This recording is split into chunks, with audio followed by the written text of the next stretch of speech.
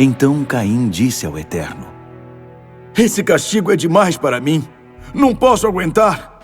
Está me mandando embora desta terra e nunca mais poderei olhar para ti. Virei um sem-teto, um andarilho, e quem me encontrar vai me matar. Olá, bem-vindos. Este é o Comentário Bíblico João 8:32. Hoje vamos mergulhar num dos momentos mais crus e perturbadores de toda a Bíblia, a reação de Caim em Gênesis capítulo 4. Exato, logo a seguir ao confronto com Deus pelo assassinato de Abel. E as fontes que temos connosco abrem uma janela fascinante para a psicologia dele e levantam uma questão mesmo profunda. O que está realmente por trás daquela angústia toda, não é? É o peso da culpa ou é o pânico do castigo? Precisamente. Para nos situarmos, vamos só reler a passagem-chave nos versículos 13 e 14. Sim, é importante ter as palavras exatas na cabeça. Diz assim: Então Caim disse ao Eterno: Esse castigo é demais para mim. Não posso aguentar. Estás-me mandando embora desta terra e nunca mais poderei olhar para ti. Virei um sem-teto, um andarilho, e quem me encontrar vai-me matar. Uf, é pesado. É muito pesado. À primeira vista parece um grito de dor genuína. Mas a nossa tarefa hoje, com base nas fontes, é analisar o que este lamento revela de verdade. E podemos começar logo pela primeira frase. Sim, vamos por aí. Ele diz: Esse castigo é demais para mim. É impressionante, não é? A reação imediata não é sobre o que ele fez, mas sobre a sentença. É logo aí que a coisa se torna reveladora. O foco dele é imediato e totalmente autorreferencial. Nele próprio. Completamente. As fontes sublinham isto como um sinal de uma percepção tardia da gravidade do ato. A consciência dele acorda, sim. Mas acorda por quê? Não acorda pelo sangue do irmão no chão. Acorda pelo eco assustador das consequências que vêm na direção dele. É uma dor que nasce do medo do que lhe vai acontecer. E não do remorso pelo que ele fez a Abel. Exatamente. E essa autorreferência fica ainda mais clara quando olhamos para o que ele não diz, o silêncio dele. É quase mais revelador. O que é que falta ali, então? Bem, as fontes destacam 3 omissões que são cruciais. Primeiro, e isto é chocante, o nome de Abel não é mencionado uma única vez. A vítima desaparece do discurso. Desaparece por completo. Ele não diz, eu matei o meu irmão. Diz, este castiga demais. Segundo, não há uma confissão clara. Eu pequei, eu errei, nada. Ele aceita a sentença, mas não verbaliza a culpa. Lá está. E terceiro, e talvez o mais importante, não há um único pedido de perdão. A fala dele não é um diálogo para procurar reconciliação. É um monólogo de autopiedade. O livro Patriarcas e Profetas resume isto de forma muito, muito incisiva. Diz que Caim lamentava porque o pecado trazia consequências das quais ele não podia escapar. Não é empatia. É o terror pelo seu próprio futuro. Ele não chora pela vida que tirou. Chora pela vida que ele próprio perdeu. E ele percebe que essa perda é uma demolição controlada da sua identidade. E ele próprio enumera os pilares dessa demolição. É quase uma tripla amputação da sua existência, não é? Sim, ele detalha tudo. Primeiro, a perda da terra. Para um agricultor isto é ser arrancado do seu propósito, da sua identidade. Sem dúvida. Depois, a perda da comunidade. Serei um sem-teto, um andarilho. É o exílio social, o medo de não pertencer a lado nenhum. E por fim, a perda que parece ser a mais profunda de todas. Nunca mais poderei olhar para ti. A separação da presença de Deus. E é aqui que a coisa ganha uma profundidade existencial incrível. Teólogos como o Gerhard von Rad, por exemplo, exploraram isto a fundo. O que é que ele diz? Ele argumenta que a terra, no início da Bíblia, não é só um bocado de chão para cultivar. É o lugar de pertença, de estabilidade, da bênção de Deus. Para Caim, ser expulso não era só ficar desempregado. Era ser apagado da história. De certa forma, sim. Ser apagado da história da salvação que estava a começar. É uma espécie de morte espiritual. Ele deixa de ter um lugar no plano divino. Uau! Essa perspectiva muda tudo. O exílio não é só geográfico, então. É teológico. Exatamente. Ele está a ser desenraizado da própria narrativa de Deus com a humanidade. E isto liga-se àquela citação do livro Educação. Que diz que... A separação de Deus é o resultado inevitável do pecado persistente. Lá está. Caim está a viver essa inevitabilidade em tempo real. Mas o ponto crucial e o mais trágico é a reação dele a isso. Ele lamenta a consequência, a dor do afastamento, mas não expressa um único desejo de restaurar a relação.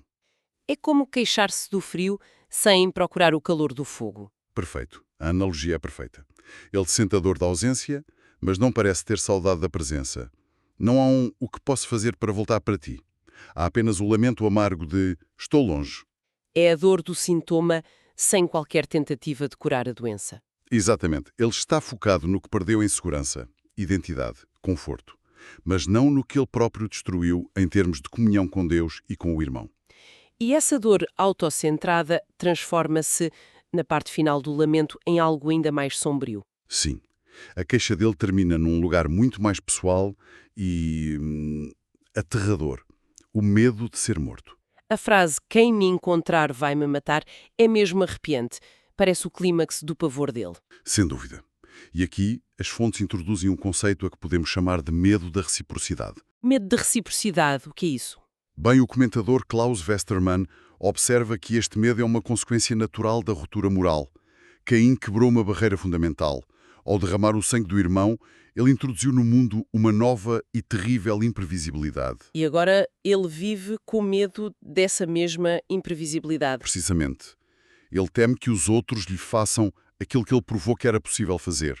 Ou seja, ele está a projetar no mundo a sua própria capacidade para a violência. É isso mesmo. É como alguém que engana os outros e depois vive numa paranoia constante de ser enganado. Porquê? Porque ele sabe por experiência própria que a barreira moral pode ser quebrada. Ele inaugurou um mundo onde a violência entre irmãos é uma possibilidade. E agora ele é o primeiro cidadão aterrorizado desse novo mundo que ele mesmo criou. É muito poderoso. É incrivelmente poderoso. O medo dele não é de um castigo aleatório. É o medo de um mundo que agora opera segundo as regras que ele criou. É o medo de viver no reflexo das suas próprias ações. A violência não acabou com a Marta de Abel.